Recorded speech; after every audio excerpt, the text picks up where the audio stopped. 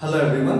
आज हम जो डिस्कस करने वाले हैं वो है हमारा टॉपिक पोटेंशियोमीटर। तो सबसे पहले हम जानेंगे कि what is the potentiometer. Okay, तो ये काफ़ी इंपॉर्टेंट टॉपिक है और इसमें हम ये भी समझेंगे साथ में कि पोटेंशियोमीटर कैसे वर्क करता है और उसका प्रिंसिपल क्या है। ठीक है, और ये किस तरीके से इसको मतलब किया गया था और क्या ये इसका यूज है। ठीक है, बहुत सारी बातें इसके बारे में समझेंगे। तो सबसे पहले हम बिल्कुल टाइम को वेस्ट ना करते हुए तो सबसे पहले पोटेंशियोमीटर की बात करते हैं। पोटेंशियोमीटर क्या है? एक डिवाइस है। Potentiometer is a device which is used for measure the EMF of cell. ठीक है, ये सिर्फ जो हमारा ये जो पोटेंशियोमीटर एक तरह का डिवाइस है जिससे हम ईएमएफ को मेजर करते हैं। ठीक है, एक तो ये बात होगी कि हमारा जो पोटेंशियोमीटर क्या है। अच्छा, उसके बाद प्रिंसिपल आता है। इसका प्रिंसिपल किस प्रिंसिपल पे वर्क करता है कि जो हमारा प्रिंसिपल है कि जैसे कि हमारा जो पोटेंशियल होता है वो डायरेक्टली प्रोपोर्शनल कह लो कि या तो ये कह लें कि जो v है वो डायरेक्टली प्रोपोर्शनल है लेंथ के। ठीक है, अब लेंथ की जैसे कैसे प्रोपोर्शनल है potential difference x of semi the part of the uniform y is directly proportional to the length. तो ये हमारा क्या है? प्रिंसिपल है। पर ये कैसे ये इसमें प्रिंसिपल इंक्लूड किया गया है कि कैसे इसको हम कह देंगे प्रिंसिपल है, नहीं मतलब किस तरीके से हम कहेंगे v directly proportional to the length. तो हम ये प्रूफ करेंगे इसमें। ठीक है, तो इसमें अपने डायग्राम देख लिया है। तो डायग्राम में वो मेन चीज क्या होती है इसमें कि तो डायग्राम आपने वो सिंपली देखें, एक बैटरी लगी हुई है। ठीक है, गैल्वेनोमीटर लगा हुआ है, जॉकी लगी हुई है और अपना प्लग की लगी हुई है, रियोस्टेट लगा हुआ है। ठीक है, तो इसमें ये हमारा केस क्या है? जैसे इसमें गैल्वेनोमीटर सबसे पहले गैल्वेनोमीटर के लिए इसकी बात करते हैं पोटेंशियोमीटर की। तो पोटेंशियोमीटर में जैसे गैल्वेनोमीटर से हम इसका मेजरमेंट करते हैं पोटेंशियल का, ईएमएफ का। तो ईएमएफ का जो पोटेंशियल होता है क्योंकि जीरो नल डिफ्लेक्शन पे वर्क करता है हमारा। ठीक है, जो गैल्वेनोमीटर है किस पे वर्क करता है? नल डिफ्लेक्शन पे वर्क करता है। इसका मतलब होता है कि कोई करंट फ्लो नहीं हो रही है किसी सर्किट से। तो इसका मतलब क्या होता है कि वहाँ पे जो हम वोल्ट मेजर करते हैं, जो ईएमएफ मेजर करते हैं वो 100% करेक्ट होता है। बाकी अगर आप वोल्ट मीटर से इसको फाइंड आउट करेंगे तो उसमें कुछ ना कुछ वेरिएशन आ जाता है। ठीक है, उसमें बाकी कोई ना कोई रेजिस्टेंस की ज़्यादा मतलब रेजिस्टेंस कहीं ना कहीं उसमें आ जाती है, तो जिससे उसका जो वेरिएशन है रिजल्ट का वो आ जाता है वोल्ट मीटर से मेजर करने से। पर अगर हम गैल्वेनोमीटर से उसी चीज़ को मतलब ईएमएफ को फाइंड आउट करें, ठीक है, तो वहाँ पे जो गैल्वेनोमीटर है वो एक बड़ा सेंसिटिव डिवाइस होती है ये। ठीक है ना, जो वोल्ट मीटर होता है वो सेंसिटिव डिवाइस नहीं होती और गैल्वेनोमीटर जो होता है वो सेंसिटिव डिवाइस होती है। तो इससे जो मेजरमेंट हम करते हैं, ठीक है, वो एकदम एक्यूरेट होता है। ठीक है, वोल्ट मीटर के मुकाबले अगर कंपेरिजन करेंगे वोल्ट मीटर में और गैल्वेनोमीटर में कौन सा बेस्ट है कि जिससे कि हम इस एक्सपेरिमेंट को पूरा कर पाए, तो गैल्वेनोमीटर हमारा बेस्ट ऑप्शन है। ठीक है, तो इसमें जो सेकंड डायग्राम है इसमें क्योंकि हमें रिजल्ट निकालना है कि हमें प्रूव क्या करना है कि v directly proportional to the length, ये हमें प्रूव करना है। ठीक है, तो इसका मतलब हमें क्या है कि पोटेंशियल को फाइंड आउट करना है। पोटेंशियल को फाइंड आउट करने के लिए हमारे पास में जो रहता है वो रहता है कि भाई अपना रेजिस्टेंस देख लेते हैं और रेजिस्टेंस के साथ साथ में लेंथ के साथ में देखेंगे लेंथ में और रेजिस्टेंस में क्या रिलेशन है। ठीक है, तो इसमें थोड़ा सा चेंज करना पड़ेगा डायग्राम में, तो क्योंकि गैल्वेनोमीटर में ये चीज़ नहीं होगी और यहाँ पे हम वोल्ट मीटर यूज करेंगे। तो हमने वोल्ट मीटर यूज कर लिए। ठीक है, अब ये लगभग सेम ही रहेगा। ठीक है, वोल्ट मीटर यूज कर लिया और यहाँ पे हम लगा लेंगे। ठीक,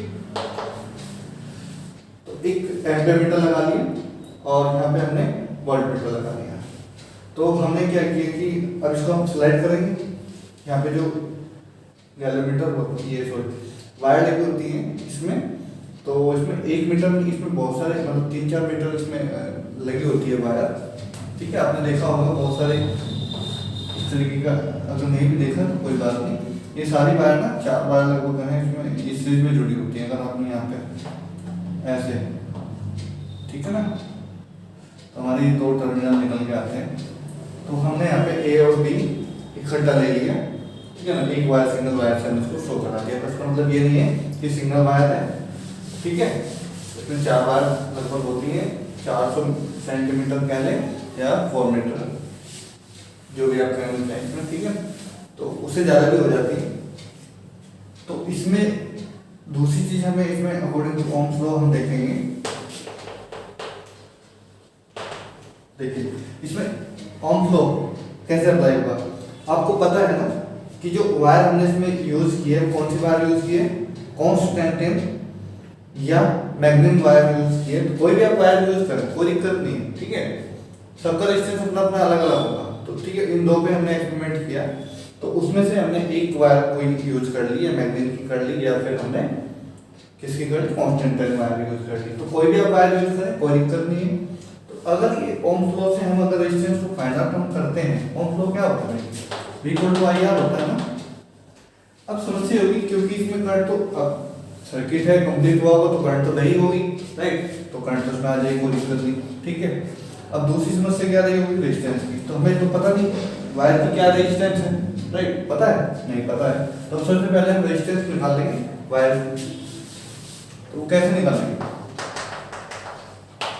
देखिए इसको मैं सारे को यूज कर देता हूँ क्योंकि इसमें तो कुछ यूज है नहीं इसका, तो ओम फ्लो को यूज करेंगे, ठीक है ना, तो डायग्राम का यूज करेंगे।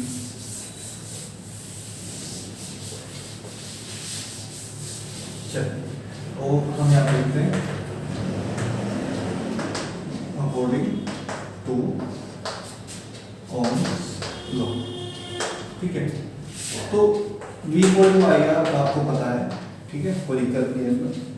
अब क्योंकि हमें पता है कि जो इसमें वायर यूज हो रखी है उसका जो एरिया ऑफ क्रॉस सेक्शन है वो A है, ठीक है। एरिया ऑफ क्रॉस सेक्शन क्या है इसमें, A, ठीक है, क्रॉस सेक्शन, ठीक है।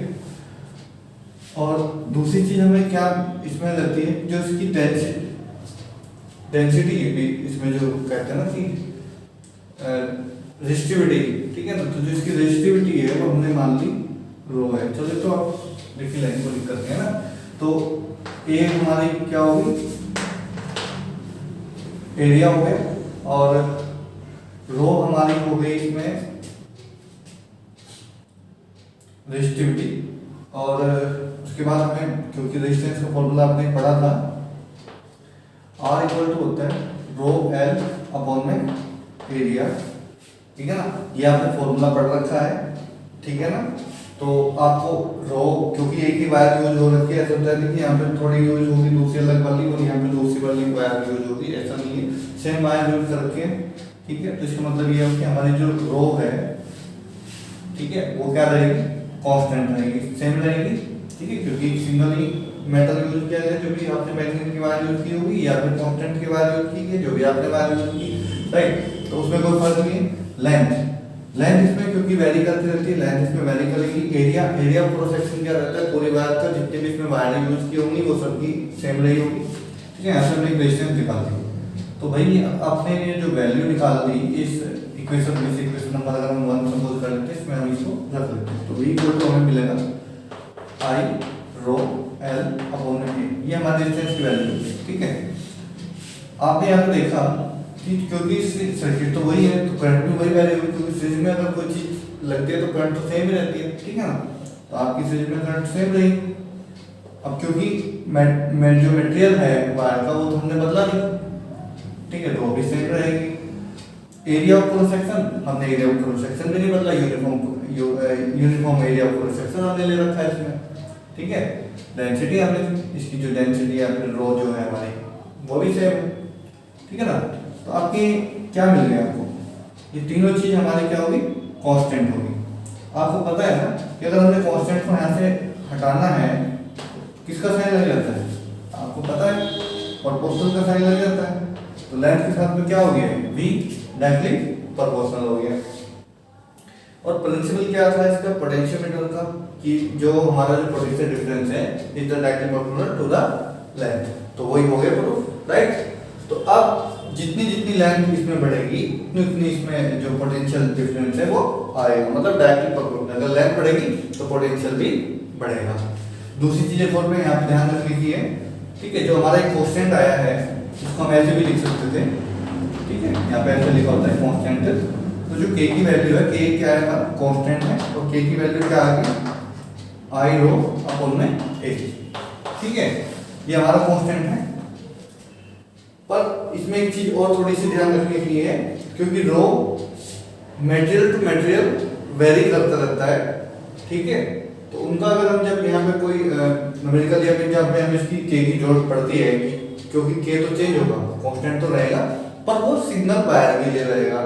अगर उसमें आपने एक वायर यहाँ पे यूज कर दी दूसरे मटेरियल की और यहाँ पे दूसरे मटेरियल की, तो आपका जो वेरिएशन है आपका वो डिस्टर्ब हो जाएगा, ठीक है। दूसरी चीज एक और भी यहाँ पे थोड़ा और ध्यान रखने की है,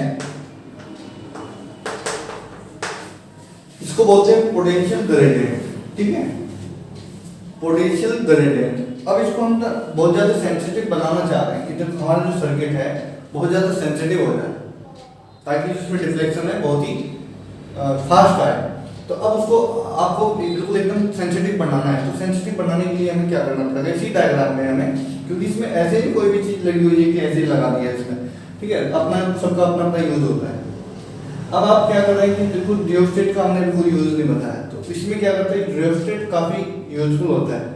तो रियोस्टेट से हम क्या करेंगे, इसकी जो करंट है वो कम या ज्यादा कर देते हैं, जैसे हमने करंट को रिड्यूस करना है, ठीक है।